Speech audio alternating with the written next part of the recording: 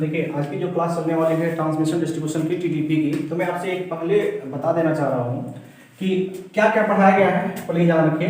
तो अभी तक आपके सिर्फ 2 लेक्चर हुए हैं ट्रांसमिशन डिस्ट्रीब्यूशन टीडीपी के बुक के फर्स्ट चैप्टर का, सिर्फ 2 लेक्चर हुआ है, ठीक है। तो देखिए आपको जो हम ये आपका चैप्टर नंबर कौन सा है, फर्स्ट है, और आपको हम पढ़ाए हैं लेक्चर नंबर 1 और एक पढ़ाए होंगे लेक्चर नंबर 2। तो लेक्चर नंबर 2 के थोड़ा सा वीडियो क्वालिटी में प्रॉब्लम था, बच्चे बता रहे थे, चलिए कोई बात नहीं, और थोड़ा रात में मैंने वीडियो बनाया था, कैमरा की प्रॉब्लम थी। तो देखिए आपका जो आने वाले लेक्चर नंबर 1 और 2 हम पढ़ा चुके हैं। देखिए लेक्चर नंबर 1 में क्या बताए थे कि जो इलेक्ट्रिकल पावर सिस्टम था, इलेक्ट्रिकल पावर सिस्टम, इसका आपको पढ़ाया गया होगा ब्लॉक डायग्राम, ठीक है। तो उसमें ब्लॉक डायग्राम पढ़ाया गया, तो ब्लॉक डायग्राम आपके लिए बहुत इंपॉर्टेंट रहेगा। ब्लॉक डायग्राम कैसे बनाते हैं, जैसे इलेक्ट्रिकल पावर जो आप जनरेट किए हैं, मैं थोड़ा सा रिपीट कर देना चाह रहा हूँ, जो इलेक्ट्रिकल पावर जनरेट किया गया है उस इलेक्ट्रिकल पावर को आप एक जगह से दूसरी जगह कैसे भेजेंगे, कैसे ट्रांसमिशन और कैसे डिस्ट्रीब्यूशन करेंगे, उसी के बारे में आपको पूरा किताब में पढ़ना है। लेक्चर नंबर जो 1 था उसमें हम कोई बताए थे कि इलेक्ट्रिकल पावर सिस्टम के ब्लॉक डायग्राम कैसे होते हैं। तो हमने इलेक्ट्रिकल पावर सिस्टम को 4 भाग में बांटा हुआ था, generation, transmission, distribution and utilization. तो उस जनरेशन से लेकर यूटिलाइजेशन तक का हमने पहले ब्लॉक डायग्राम बनवाया। अब ब्लॉक डायग्राम बनाने के बाद हमने लेक्चर नंबर 2 में जनरेशन से लेकर यूटिलाइजेशन तक मैंने आपको बताया उसका सिंगल लाइन डायग्राम, ओके। और आज हम चर्चा करने वाले हैं लेक्चर नंबर 3 है ये, अभी ज्यादा पढ़ाया नहीं गया है तो ज्यादा कंफ्यूजन में मत रहिएगा, ठीक। अब चलते हैं लेक्चर नंबर 3 में, हम देखते हैं। चैप्टर अभी एक ही चल रहा है, फर्स्ट चल रहा है, ठीक। अब इसमें हम पढ़ेंगे types of voltage, types of voltage. देखिए पूछता है इसमें कि वोल्टेज कितने प्रकार के होते हैं, वोल्टेज को आप क्लासिफाइड करिए, तो वोल्टेज को आप कैसे क्लासिफाइड करेंगे। तो हम चलते हैं टाइप्स ऑफ वोल्टेज के क्लासिफिकेशन में। तो वोल्टेज के क्लासिफिकेशन में हम सबसे पहले देखिए, हमारे पास अगर मैं बात करूं तो जो transmission line, distribution line, utilization जो भी है, हमारे पास 2 भाग में, मतलब आप चाहो तो उसको क्लासिफाई कर सकते हो। एक होता है ओवरहेड, एक होता है अंडरग्राउंड। नॉर्मल चीज है, या तो एसी या तो डीसी, ऐसे भी आप कर सकते हैं, ठीक। तो मैं इसको देखिए टाइप्स ऑफ वोल्टेज को जो हम बांटने वाले हैं आज, ते भी हम 2 भाग में बांटेंगे। एक जो हमारा होगा ओवरहेड के लिए होगा, ओवरहेड लाइन के लिए, और जो हमारा सेकेंड होगा वह होगा अंडरग्राउंड के लिए, अंडरग्राउंड केबल के लिए। तो इसके जो वोल्टेज का डिस्ट्रीब्यूशन होगा, वोल्टेज के टाइप्स होंगे, वो आपको हम जब पढ़ाएंगे अंडरग्राउंड केबल के बारे में तो वहां बताएंगे। अभी मैं बता रहा हूं सिर्फ ओवरहेड के बारे में, ओके। तो देखिए ओवरहेड के बारे में अगर हम वोल्टेज को डिस्ट्रीब्यूट करें तो कितने प्रकार के वोल्टेज होते हैं। तो देखिए ये आपके मेनली तो आपको किताब में दिया हुआ है 3 प्रकार का, खासकर से 3 प्रकार का भी याद रखिए। देखिए फर्स्ट हम कौन से याद रखेंगे, एक याद रखेंगे हम लो वोल्टेज, सेकेंड जो होगा हमारा वो होगा मीडियम वोल्टेज, और थर्ड जो होगा हमारा वो होगा हाई वोल्टेज,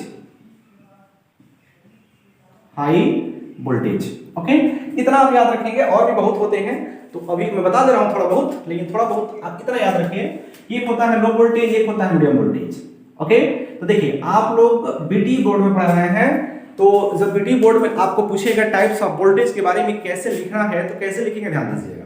पर लिखिएगा वोल्टेज हमारे कितने प्रकार के होते हैं, तो निम्न प्रकार के होते हैं लिखिएगा, 3 प्रकार का नहीं, निम्न प्रकार का होते हैं, ठीक। और जब निम्न प्रकार के वोल्टेज को लिख लीजिएगा तो पहले इनका नाम लिख लीजिएगा जितना होगा, ओके।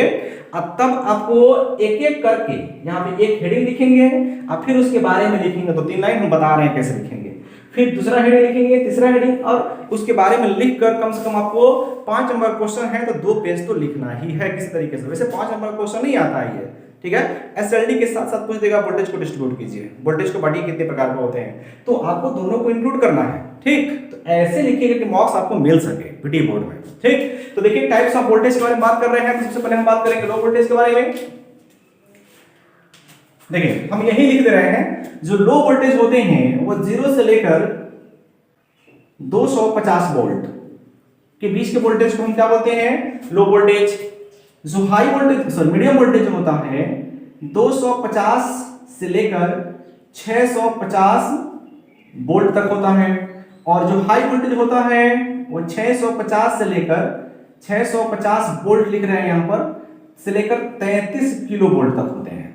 ओके, ये आपके वोल्टेज को डिस्ट्रीब्यूट कर रहे हैं। अगर थोड़ा सा इससे अधिक जाएंगे तो आप लिख सकते हैं extra high, extra high voltage.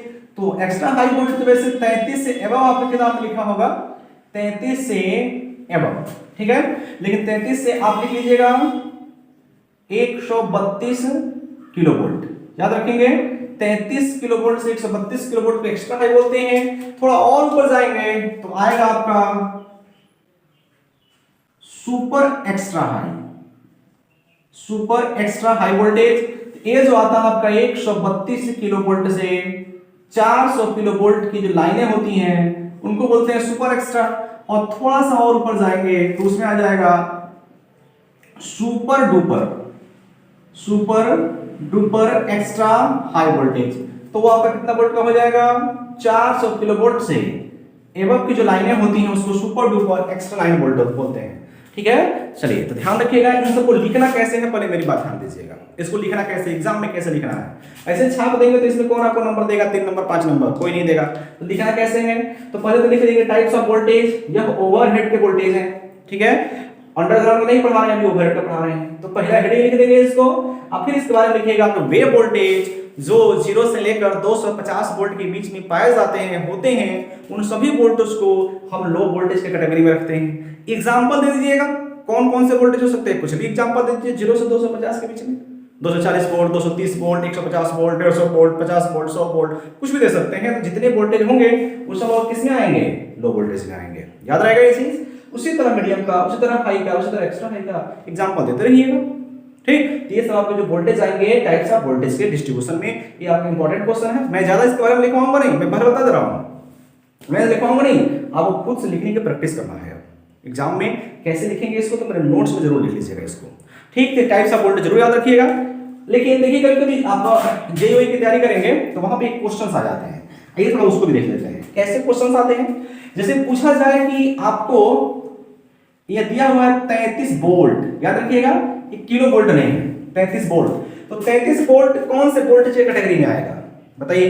तो देखिए 33 वोल्ट है ना, तो किस में आएगा, लो वोल्टेज में, ठीक। तो हमारा जो आएगा किस में आएगा, लो वोल्टेज में आएगा, ठीक है। अच्छा ये बताइए कि अगर 250 वोल्ट पूछा जाए तो किस में आएगा, लो में कि मीडियम में, दोनों में हो सकता है, इसमें आप कंफ्यूजन बताइए। लो भी हो सकता है और मीडियम, देखिए यहाँ दोनों है ना यहाँ से, तो ये दोनों में कैटेगरी में आता है, ठीक। ये भी दोनों में आएगा, ये भी दोनों में आएगा, ये सब दोनों में आते हैं। तो ऐसे तो क्वेश्चन आपको दिया जाए तो आसानी से लिख सकते हैं, टफ नहीं है। अगर 11 किलो वोल्ट पूछा जाए तब बताइए 11 किलो वोल्ट, देख लीजिए किस कैटेगरी में आएगा, इसमें से इसी में आएगा हाई वोल्टेज में, ठीक। ये आपका हाई वोल्टेज में आएगा, हाँ हाई वोल्टेज, ओके। फिर आइए कोई भी ऑप्शन ले लीजिएगा, इनके बीच का वोल्टेज आप आसानी से लिख सकते हैं। मैं ज्यादा एग्जांपल इसका नहीं देना चाहता हूं, ओके। हाँ कुछ एग्जांपल देना चाहते हैं जो आपको कंफ्यूजन जनरेट कर सकते हैं। कैसे, देखिए अगर कहीं मान लीजिए कि दिया हुआ है कि 415 वोल्ट डिवाइड बाई दिया है, ऐसे बाई मतलब दिया है 200 वोल्ट, तो बताइए यह आपके किस कैटेगरी में आएगा, इसमें से low, medium, high, extra high, super duper, किसमें आएगा ये 415 बटा 200। अब देखिए अगर देखा जाए तो 415 आपका आ जाएगा मीडियम में और 200 वोल्ट आ जाएगा आपका लो में, तो फिर रहेगा किसमें बताइए। तो डबल वोल्टेज नहीं है, ध्यान दीजिएगा इसमें।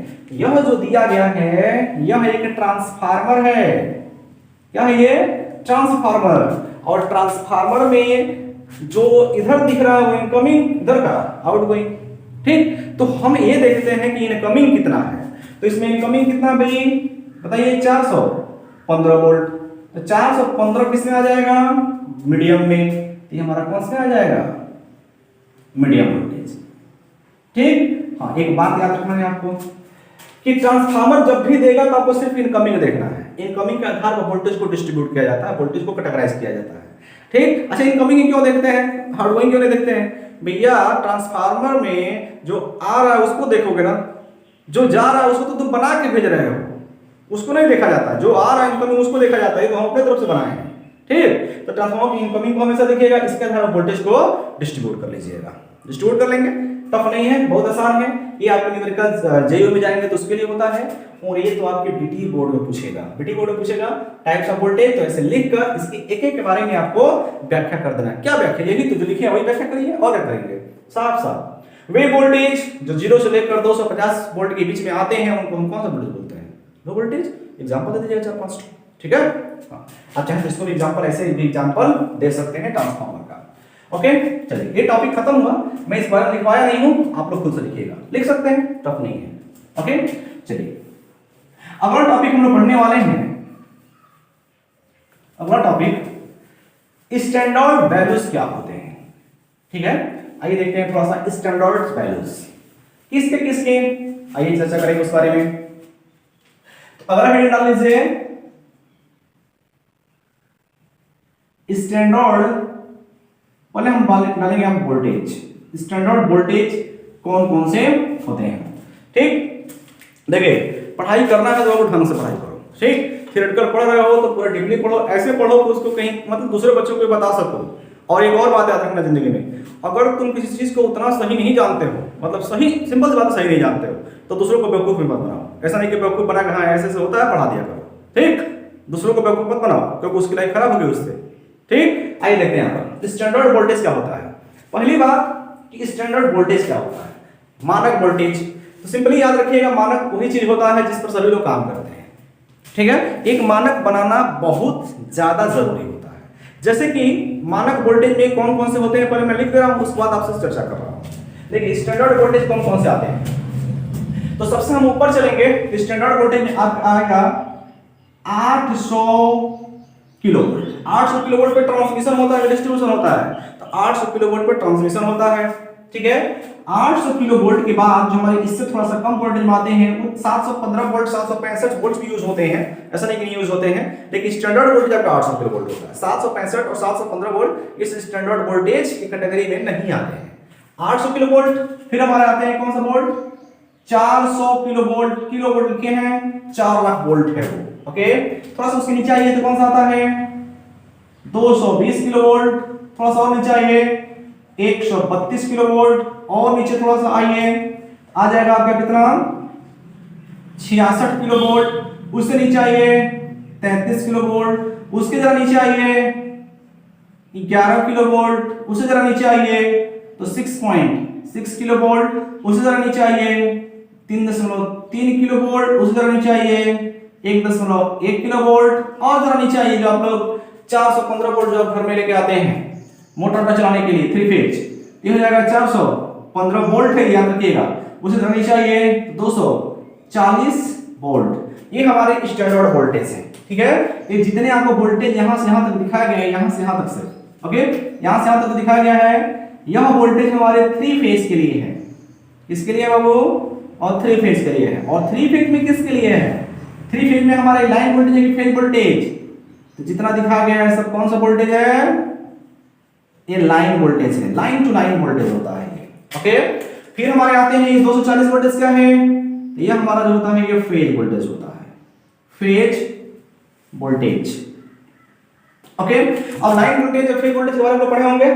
जैसे कि मान लीजिए कि फेज वोल्टेज लाइन वोल्टेज, तो आप पढ़े होंगे कि जो हमारी लाइन जा रही है 3 बार जाते हैं ना, तो इन दोनों के जो बीच के वोल्टेज होते हैं उसको बोलते हैं कौन सा, लाइन वोल्टेज, ठीक है। एक मान लीजिए R, एक Y और एक मान लीजिए B। सपोज दैट कि एक्चुअली मैं थोड़ा बढ़ाई दे रहा हूं, और यहां पर मान लीजिए कि ये पोल है, यह पोल है, और यहां पर एक इंसुलेटर कैसे रहते हैं ना, ऐसे बताएंगे इस बारे में थोड़ा बहुत। देखिए ऐसे कैसे रहते हैं इंसुलेटर, ये रहेंगे इंसुलेटर। तो दो हमारे लाइनों के बीच का जो वोल्टेज होता है वो कौन सा वोल्टेज होता है, लाइन वोल्टेज। या दो फेज के बीच का वोल्टेज हमारा कौन सा होता है, लाइन वोल्टेज होता है। हाँ याद रखिएगा, देखिए ये भी फेज है, ये भी फेज है, और ये भी फेज है, ठीक है। और ये भी बाबू फेज ही है। दो फेजों के बीच का वोल्टेज हमारा लाइन वोल्टेज होता है। और बात हो रही है कि फेज वोल्टेज क्या होता है भाई, तो फेज वोल्टेज किसको बोलते हैं, तो फेज वोल्टेज होता है हमारा एक फेज रहेगा और दूसरा हमारा न्यूट्रल रहेगा, या फिर ग्राउंड देखा जाता है, ठीक। इन दोनों के बीच के वोल्टेज को हम क्या बोलते हैं, फेज वोल्टेज। चलिए मैं जरा सा यहाँ पे एग्जांपल दे रहा हूं थोड़ा सा। ये बताइए, जरा ध्यान दीजिएगा, यहां पर अगर मान लीजिए कोई टावर है, सपोज दैट ये टावर है, टावर देखे होंगे, यह मान लीजिए कोई टावर है और यहां पर 3 फेज की सप्लाई गई हुई है, जैसे कि एक यहां पर है और एक मान लीजिए, चलिए एक ही बनाते हैं, एक यहां पर है। यहां पर इंसुलेटर कैसा होता है, कैसे कसता है इंसुलेटर, कौन सा होता है, इसके बारे में बताया जाएगा आपको थोड़ा बाद में, अभी आपको चौथा चैप्टर पढ़ाएंगे उसमें बताएंगे।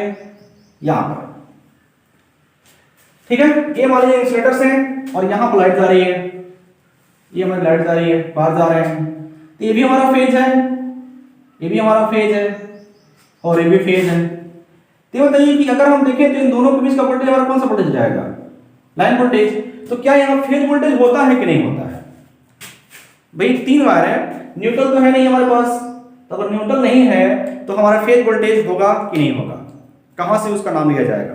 तो देखिए इस कंडीशन में, जैसे कि अगर हमको फेज वोल्टेज और लाइन वोल्टेज की बात करना पड़े, देखिए ये जो चालक आपको दिख रहा है ना, ये चालक, ये जो आपका हो गया पूरा फेज, और देख रहे हो जो टावर है, ये टावर है और टावर का जो क्रॉस आर्म है, क्रॉस आर्म, ये हमारे टावर से जुड़ा हुआ है और टावर चालक होता है ना, टावर से जुड़ा हुआ है, चालकीय भाग होता है ना, स्टील के होते हैं। देखिए ये सब स्टील के हैं, सब यहां से होते हुए सप्लाई हमारे यहां पहुंच गया है। ओके, तो यहां जब आया हुआ है तो हम देखेंगे कि पृथ्वी से जुड़ा हुआ है, ये सब हमारे टावर भी ग्राउंड पोटेंशियल पे होता है, अर्थ पोटेंशियल पे होता है। तो ये भी तो आपका क्या है, कंडक्टर है, ये भी अर्थ पोटेंशियल पे होगा। तो इस समय जो हमारा वोल्टेज काम करता है, इन दोनों के बीच का लाइन वोल्टेज, और यहां पर एक चालक और एक हमारे क्रॉस आर्म, चाहे इंसुलेटर के क्रॉस, जो इंसुलेटर के क्रॉस हमारे वोल्टेज होते हैं, यह वाला वोल्टेज, इसको बोलते हैं कौन सा वोल्टेज, वीपीएच, फेज वोल्टेज।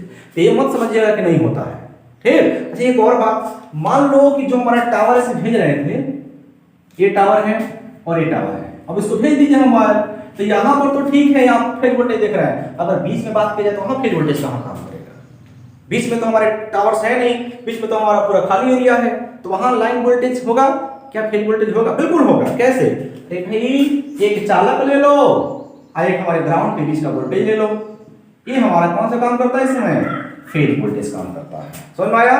तो यही रीजन है कि यहाँ का डिस्टेंस बहुत ज्यादा होता है और यहाँ पर डिस्टेंस बहुत कम होता है, तो यहाँ पर कोरोना ज्यादा होता है, यहाँ पर नहीं होता है।